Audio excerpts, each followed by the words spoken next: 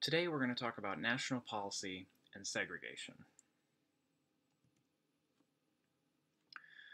Blacks and whites were not always segregated in cities. Northern cities before 1900 saw blacks and whites largely living together. A series of deliberate decisions to deny blacks access to urban housing markets reinforced segregation.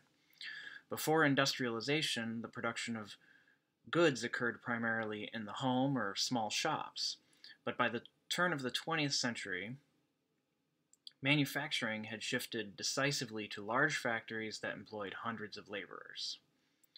Northern employers found reason to employ Southern blacks as they were utilized as strike breakers, which stoked animosity between white unionized workers and black workers. Violence in cities rose as blacks and whites became increasingly divided. White banks would not make loans to black applicants. Whites began to flee the city, and federal investment in the highway system allowed them to do so. Urban renewal in cities almost always destroyed more housing than it replaced. The intention of urban renewal was to clear blight in cities and revitalize neighborhoods. From the 1930s through the 1970s, cities worked to construct new bridges, highways, and housing developments to revitalize cities. These projects generally focused on slum clearance, and rather than rebuilding a lot of neighborhoods, many were simply eliminated and people were displaced. The Federal Housing Act of 1949 and the Federal Housing Act of 1954 provided federal loans for cities for redevelopment. The acts redirected money into non-residential development and non-slum areas. The result was massive displacement and clearance for new projects.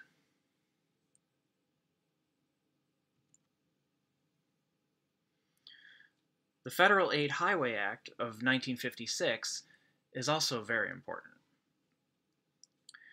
President Dwight Eisenhower was a major supporter of the highway system, which was largely advocated by the automobile industry.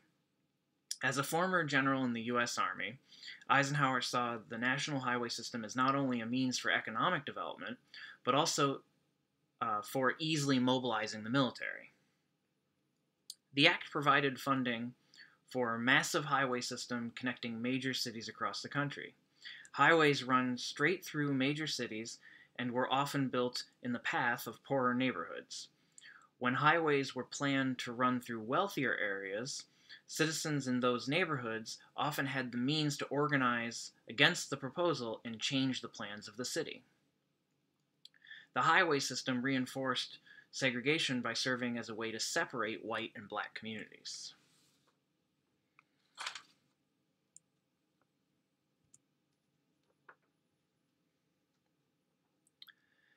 I'd like to finish up by talking about the Housing and Urban Development Act of 1968 and the Fair Housing Act of 1968. The intention of the Housing and Urban Development Act was to rehabilitate low and moderate income housing.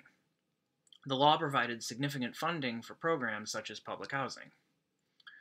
The Fair Housing Act of 1968 prohibited discrimination of the sale, rental, and financing of housing based on race, religion, and national origin.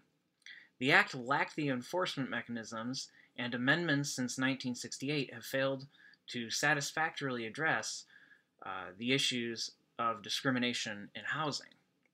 And